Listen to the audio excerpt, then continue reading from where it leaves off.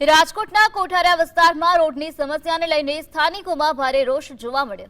ઋષિ પ્રસાદ સોસાયટીના રહીશોએ આજે અનોખી રીતે થાળી વાટકા વગાડીને વિરોધ નોંધાવ્યો છે।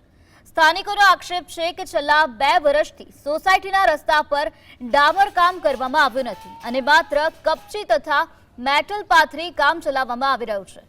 અનેક વખત સ્થાનિક નગરસેવકો અને સંબંધિત તંત્રને રજૂઆત કરવા છતાં કોઈ કાર્યવાહી કરવામાં નથી આવી।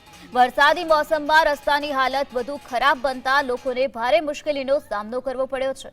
સ્થાનિકોએ તાત્કાલિક ગુણવત્તાયુક્ત રોડ બનાવવાની માંગ સાથે તંત્રને ચીમકી આપી છે કે માંગ નહીં સંતોષાય તો આગામી દિવસોમાં ઉગ્ર આંદોલન કરવામાં આવશે।